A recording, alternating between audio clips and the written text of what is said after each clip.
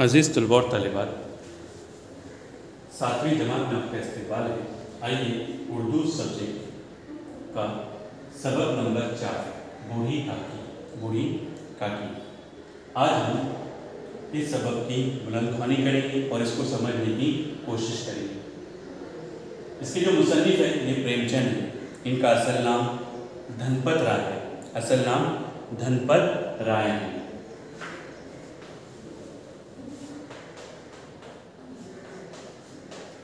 धनपत राय, लेकिन उर्दू अदब के अंदर ये प्रेमचंद के नाम से ही मशहूर है। प्रेमचंद के नाम से ही मशहूर है। इनकी पैदाइश बनारस के अंदर सन 1880 के अंदर हुई और इनका इंतकाल बनारस ही में 1936 में हुआ। 1936 में हुआ। प्यारे बच्चों, इस सबक के अंदर बहुत सारे अल्फाज नए आए हैं। हमने कुछ को यहाँ पर बोर्ड पर लिखा है। अब अल्फाज की मीनिंग को किताब के अंदर देखिए, उनको पढ़ने की कोशिश कीजिए और उनको याद भी कीजिए, ताकि आपका भी उर्दू के अल्फाज का ज़ख़ीरा अच्छा खासा जमा हो जाए। शुरू के पहले जुमले में एक लफ्ज़ है दौरे सानी। दौरे सानी यानी दूसरा दौर। दाग देना, मर जाना। यहाँ पर ये मुहावरा है। फिर सब्ज़बार, झूठे वादे। तशफ़ी क्या लिखा हुआ है? तशफ़ी।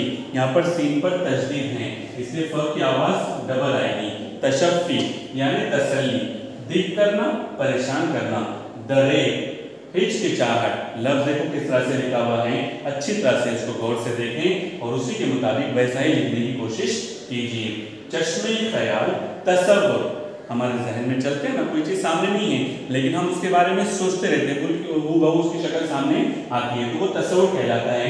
यहाँ पर उसके लफ्ज़ क्या हैं? चश्मे ख्याल। फिर पहले बच्चों मश्क के अंदर, येलो बॉक्स के अंदर आइए ज़बान सीखने में भी ग्रामर का हिस्सा आया है। चलो पहले उसको भी समझ लेते हैं ताकि वो सबक का हिस्सा, वो भी हिस्सा हमारे समझ में आ जाए। इस्तफ़हामिया जुमला। क्या लिखा हुआ है? इस्तफ़हामिया जुमला। क्या है उसकी तारीफ? सीधा सीधा है कि उसको सवालिया जुमला भी कह सकते हैं। जिस जुमले में कोई बात पूछी जाती है या किसी इस्म के बारे में सवाल किया जाता है, क्या तारीफ है उसकी? जिस जुमले में कोई बात पूछी जाती है या किसी इस्म के बारे में सवाल किया जाए तो ऐसे जुमले को इस्तफ़हामिया जुमला कहते हैं। फिर मश्क के अंदर है ना, कुछ जुमले दिए गए हैं पीछे, उनको सवालिया शक्ल में उनको तब्दील करना है। सवाल पूछना आसान है ना, सवाल पूछना आसान, लेकिन ये भी प्यारे बच्चों महारत है ना। ताजमहल कहाँ वाक़ है? इस्तफ़हामिया जुमला है। आपका नाम क्या है? इस्तफ़हामिया जुमला है। आप बैठे क्यों हैं? ये भी इस्तफ़हामिया जुमला है। जिसमें कोई सवाल पूछा जाए या किसी इस्म के बारे में पूछा जाए तो उसको इस्तफ़हामिया जुमला कहते हैं। बूढ़ी काकी जमीन पर पड़ी रहती। सवाल बन सकता है, कैसे बनेगा? कौन जमीन पर पड़ी रहती या बूढ़ी काकी कहाँ पड़ी रहती? इस तरह से सवाल बन सकते हैं। फिर दूसरा सवाल है, काकी को लाडली से मोहब्बत थी। अब आप सवाल बना सकते हैं फट से, जल्दी से सोचो। चलो हो गया है ना। आपने भी सोचा होगा काकी को किससे मोहब्बत थी, लाडली से। कौन मोहब्बत करता था? इस तरह के सवाल आप तैयार कर सकते हैं। तो वो पीछे मश्क जो दी हुई है उसको आप प्रिपेयर कीजिए, अच्छी तरह से उसको तैयार करना है। पहले बच्चों आइए सबक की शुरुआत करते हैं। पहली बात के अंदर मुसन्निफ ने ये लिखा गया है कि बूढ़े वालिदैन और दूसरे बुजुर्गों की इज्जत और उनकी खिदमत करना इंसानी अखलाक में बहुत अहमियत रखता है। ये जो सबक का उन्वान है प्यारे बच्चों, इसके अंदर समाजी रिश्तों की अहमियत को बताया गया है। किसको बताया गया है? समाजी रिश्तों की अहमियत को समझाया गया है इस सबक के अंदर। बूढ़ी काकी में क्या बात है? आपसे कोई पूछे तो आप बता सकते हैं कि इसमें समाजी रिश्तों की अहमियत को बताया गया है। इंसान के 3 दौर आमतौर पर रहते हैं, बचपन, जवानी और बुढ़ापा। बचपन में इंसान खेलकूद में मशगूल रहता है। जवानी में अपनी ख्वाहिशात, अपने जज्बात जो भी हैं या ज़रूरत ज़िंदगी के पूरे रोजी रोटी की तलाश में इंसान रहता है। लेकिन जैसे जैसे उम्र बढ़ती है, ये उम्र का, बुजुर्गी का तकाजा रहता है कि अपने तमाम ज़रूरियात खुद से पूरा नहीं कर पाता। फिर ये घर के जो दूसरे अफराद हैं वो इस बात की फिक्र करें कि वो हमारे जो बुजुर्ग घर में लोग हैं या बड़े हैं, हमारे सरपरस्त है, वालिदैन हैं, जिन्होंने हमारे बचपन में, हमारी जवानी में हमारा साथ दिया है, अब हमारे ऊपर ये अखलाकी फरीजा है। तमाम मज़ाहिब के अंदर भी ये बात बताई गई है कि ऐसे वक्त में हमें उनका सहारा बनना चाहिए। खास तौर पर जब उनकी उम्र ज़्यादा हो जाए तो उनकी खिदमत और सेहत की तरफ औलाद को ध्यान देना चाहिए। एक प्यारा वाक़या लिखा हुआ है, एक दफ़ा एक नौजवान ने रसूल अकरम सल्लल्लाहु अलैहि वसल्लम से शिकायत की कि मेरे वालिद हमेशा मुझसे कुछ न कुछ मांगते रहते हैं, क्या ये मुनासिब है? रसूल अकरम सल्लल्लाहु अलैहि वसल्लम ने उसके वालिद को बुलाकर उसकी शिकायत से आगाह किया। बूढ़ा बाप ये सुनकर रोने लगा। इसने सारी जिंदगी अपनी औलाद के लिए लगाया। प्यारे बच्चों, वो औलाद आज अल्लाह के नबी सल्लल्लाहु अलैहि वसल्लम से क्या पूछ रही है, देखें। उसने कहा कि मैंने अपने बेटे को पाल पोस कर बड़ा किया, जो कुछ मेरे पास था सब उसकी परवरिश पर खर्च कर दिया। अब मैं बूढ़ा और कमजोर हो गया हूँ और कमाने के लायक नहीं, तो ये मेरी जरूरियात पूरी करने से इनकार करता है। हाँ, कितनी प्यारी बात सामने आ गई, देखो, है ना। हुजूर अकरम सल्लल्लाहु अलैहि वसल्लम बूढ़े की बात सुनकर आप दीदा हो गए, आंखों में आंसू आ गए और नौजवान से फरमाए, नौजवान सुन, तू और तेरा माल सब कुछ तेरे वालिद की मिल्कियत है। फिर आप सल्लल्लाहु अलैहि वसल्लम ने नौजवान को नसीहत की कि अपने बूढ़े वालिद की खिदमत करता रहे। दर्ज कहानी में भी बुजुर्गों से हुस्ने सुलूक का तस्करा किया गया है। किसका?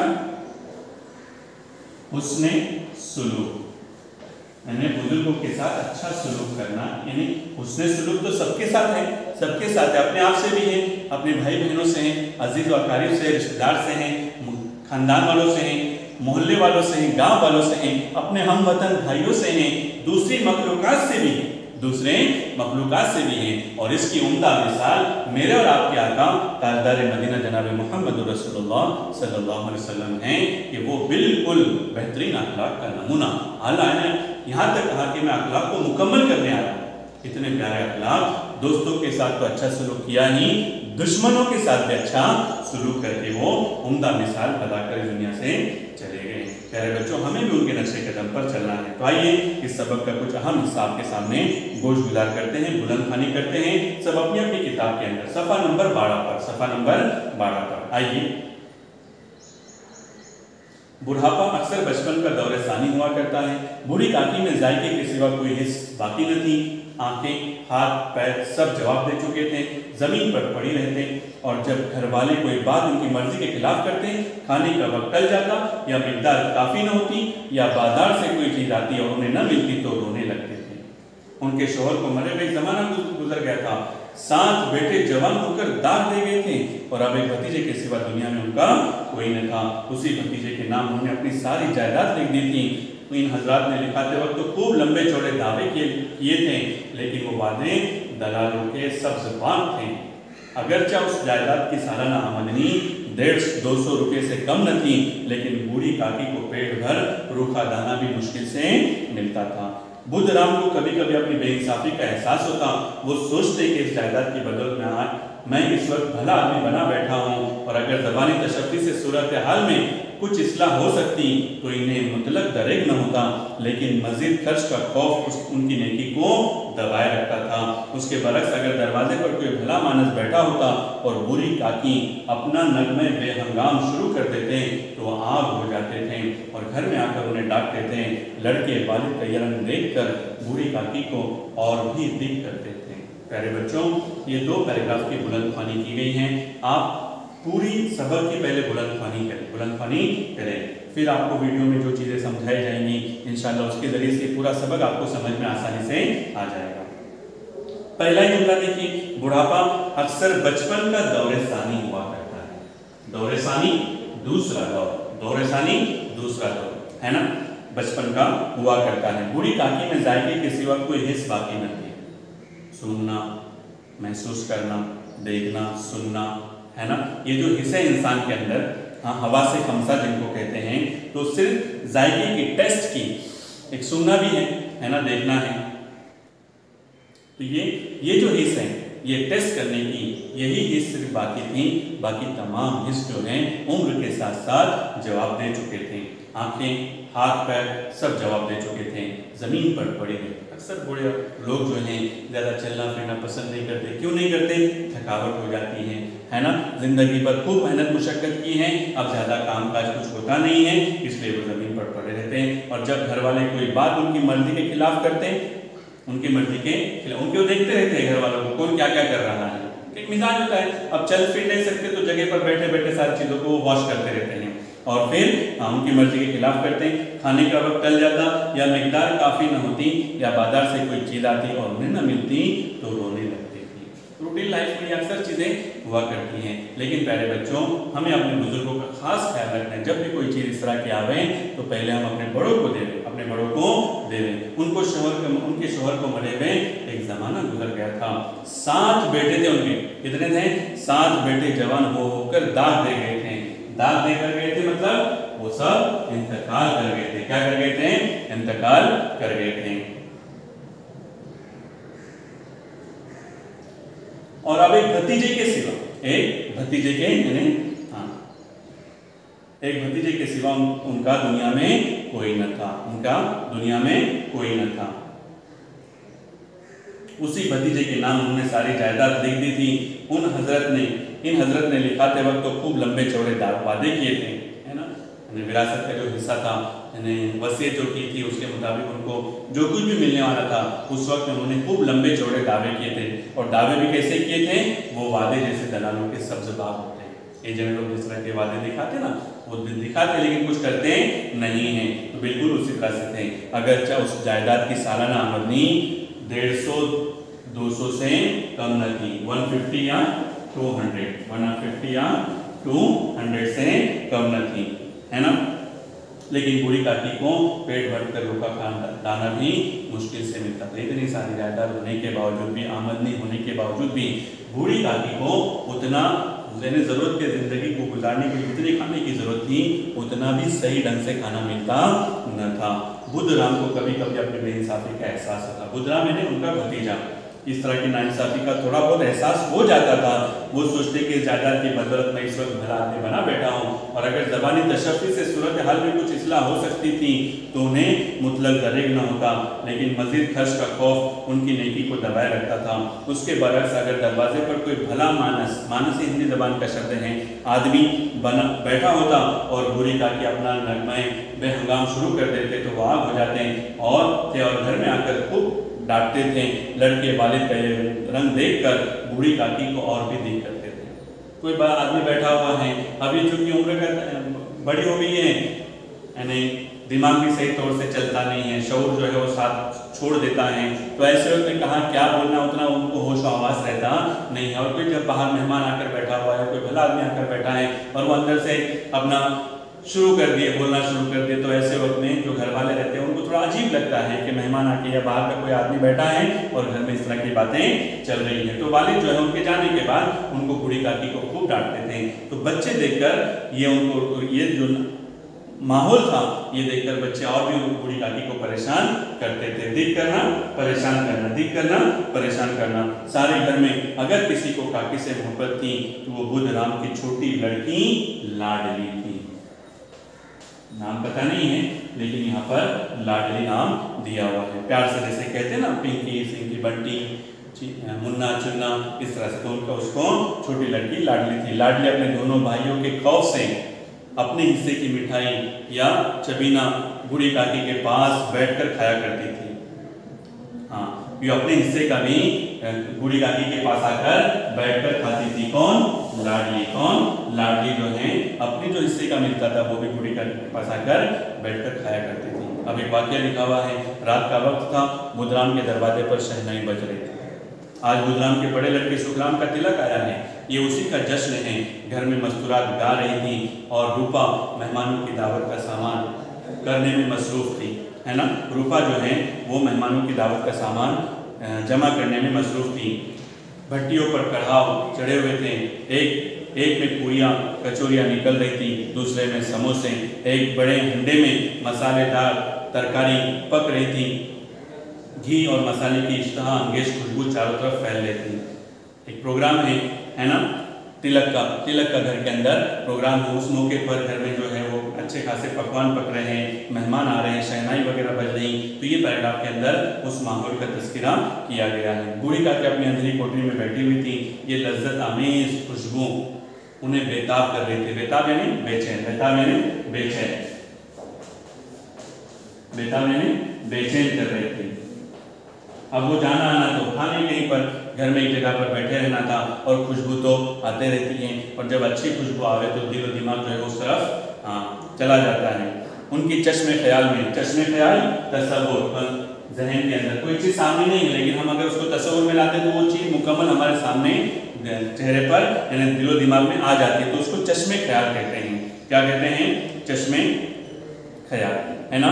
उनके चश्मे ख्याल में पूरियों की तस्वीर नाचने लगी, यानी बिल्कुल तस्वीर उनके सामने। अभी उन्होंने देखा नहीं, खुशबू आई है और उससे महसूस होता है, जैसे वड़ा पाव की खुशबू आती है। अब हमने वड़ा पाव देखा नहीं, लेकिन खुशबू से पहचान जाते हैं कि कहीं वड़ा पाव फ्राई हो रहा है, बज्जी तैयार हो रही है, तंदूरी तैयार हो रही है, खूब लाल लाल फूली फूली नर्म नर्म होंगी।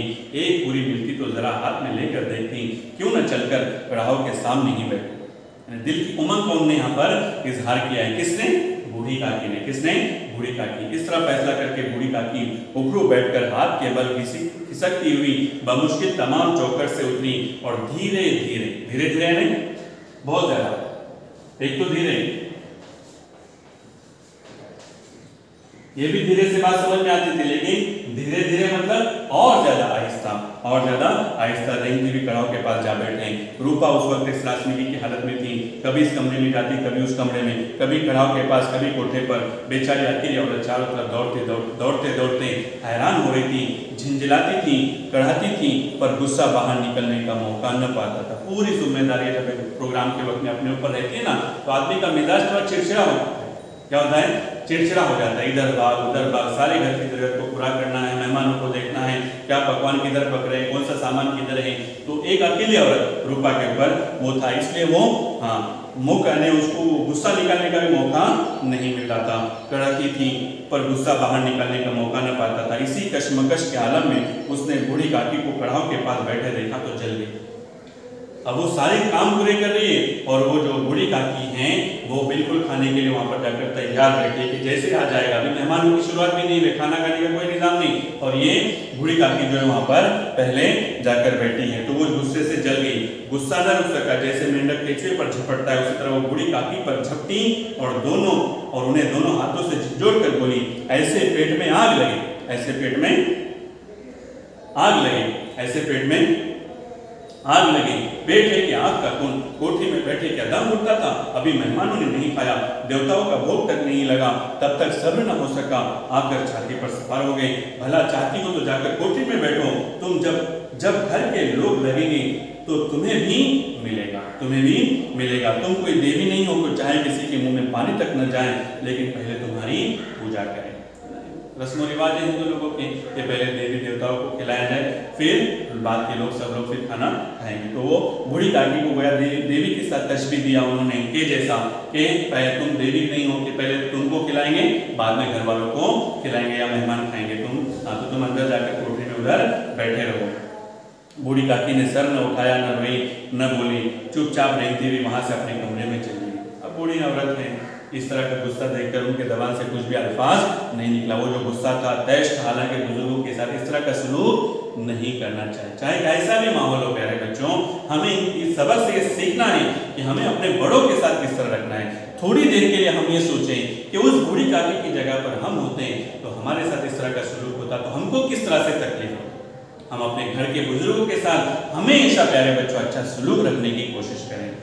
सदमा ऐसा सख्त था कि दिलो दिमाग की सारी कुव्वतें उसी तरफ रुजू हो गई। वो सारा मंजर होने के बाद बूढ़ी काकी के दिल पर बड़ा गहरा असर हुआ। खाना तैयार हो गया, आंगन में पित्तल पड़ गए, मेहमान खाने लगे। बूढ़ी काकी अपनी कोठरी में जाकर पछता रही थी कि कहां से कहां गई। उन्हें रूपा पर गुस्सा नहीं था, अपनी उजलत पर यानी जल्दाई पर गुस्सा था।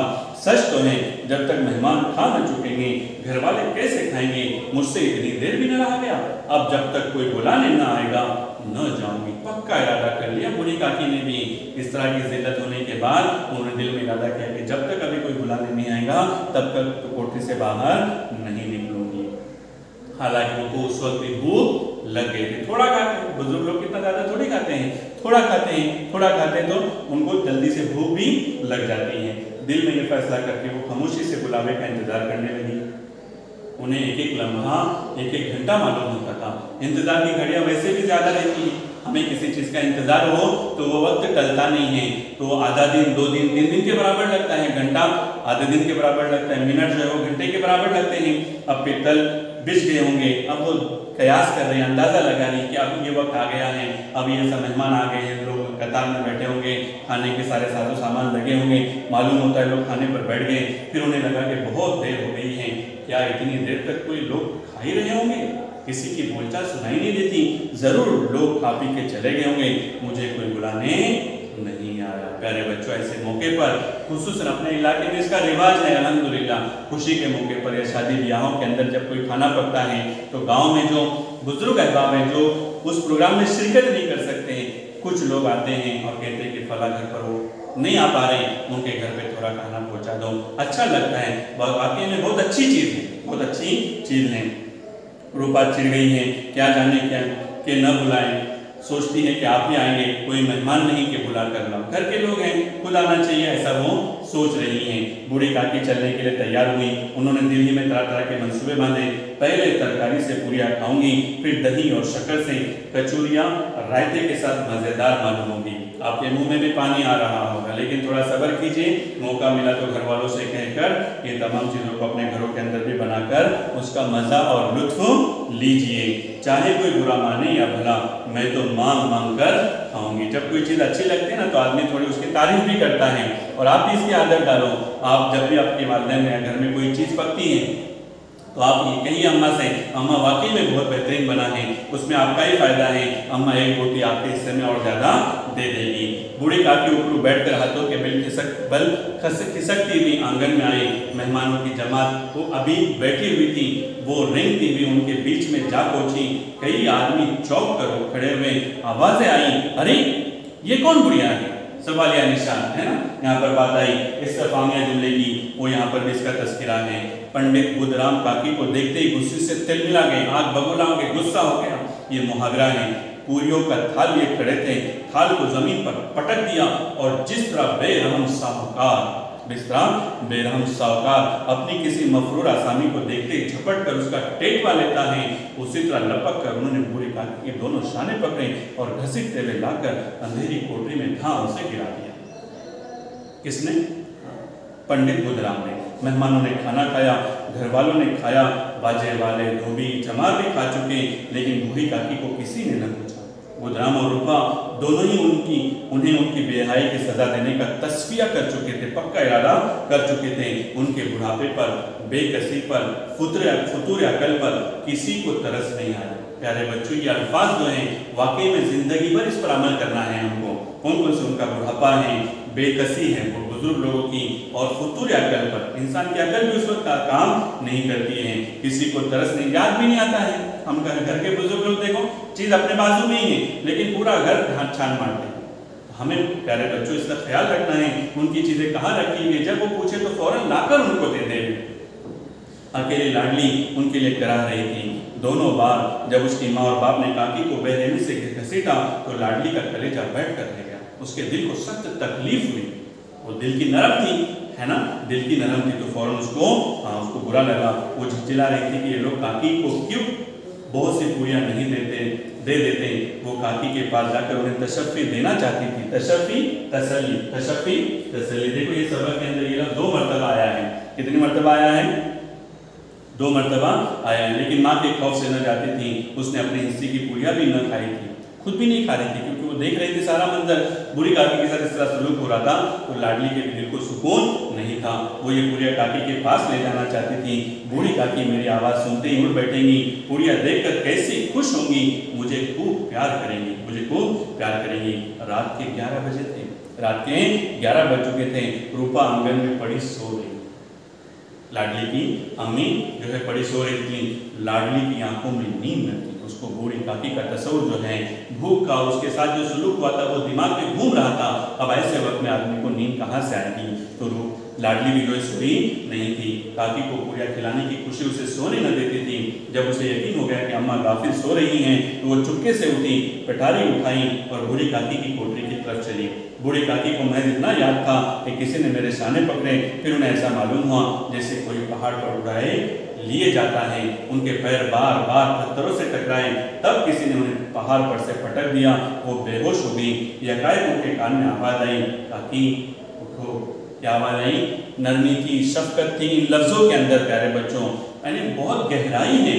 काकी उठो, मैं पूरिया लाई हूँ, मैं पूरिया, यानी सारा जो प्यार का एक नक्शा होता है वो इन जुमलों के अंदर छुपा हुआ है। मैं उनके हकीकत में नकल भी नहीं उतार सकता कि वो लाडली जो है किस अंदाज से पूरिया काकी को मुतवज्जा कर रही है। काकी ने लाडली की आवाज़ पहचानी, झटपट उठ बैठे, दोनों हाथ से लाडली को टटोला और गोद में उसे बिठा लिया।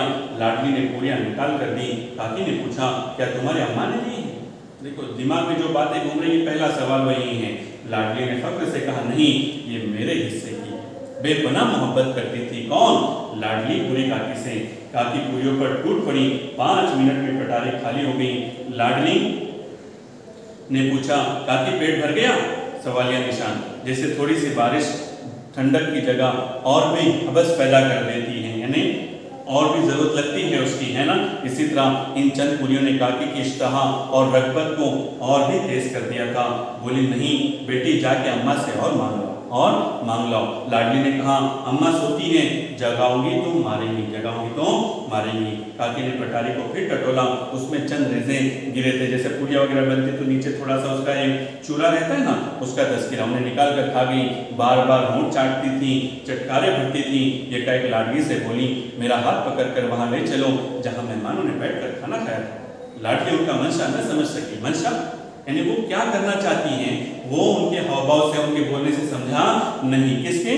लाडली के। उसने काकी का हाथ पकड़ा और उन्हें लाकर झूठे पतीलों के पास बिठा दिया और गरीब भूख की मारी बुढ़िया पतीलों से पूरियों के टुकड़े चुन चुन कर खाने लगी।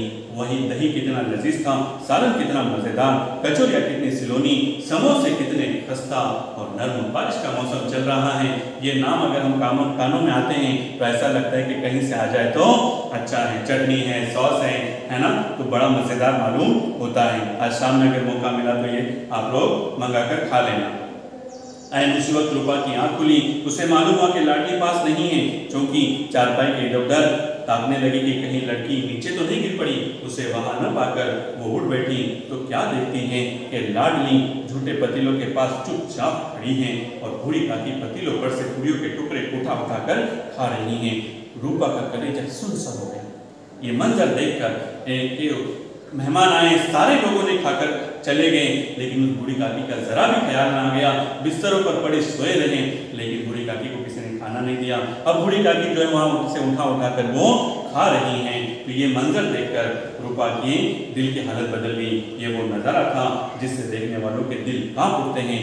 दर्द और खौफ से उसकी आंखें भर आई। उसको अपनी खुद मर्जी और बेइंसाफी आज तक कभी इतनी सफाई से नजर न आई। हाय मैं कितनी बेरहम हूँ, जिसकी जायदाद से मुझे 200 रुपया साल की आमदनी हो रही है, उसकी ये दुर्गत यानी हालत और मेरे कारण, मेरी वजह से। है ईश्वर, है अल्लाह, मुझसे बड़ा भारी गुनाह हुआ है, मुझे माफ कर दो। रूपा ने चिराग जलाया, अपने भंडारे का दरवाजा खोला और एक थाली में खाने की सब चीजें लिए हुए बूढ़ी काकी की तरफ चली। काकी उठो, खाना खा लो। रूपा ने रिक्कत आमिर लहजे में कहा। उसकी आवाज में दर्द था, कैफियत थी। मुझसे आज बड़ी भूल हुई, उसका बुरा न मानना, परमात्मा से दुआ करो कि वो मेरी खता माफ कर दे, मेरी खता माफ कर दे। भोले भाले बच्चे की तरह जो मिठाइयाँ पाकर मार और किया सब भूल जाते हैं। बूढ़ी काकी बैठी हुई खाना खा रही थी। उनके एक एक रुए से सच्ची दुआएं निकल रही थी और रूपा बैठी ये रूहानी मंजर देख रही थी। वाकई में प्रेमचंद ने, मुसन्निफ ने दिलों को छूने वाली ये वाकया जो है लिखा है।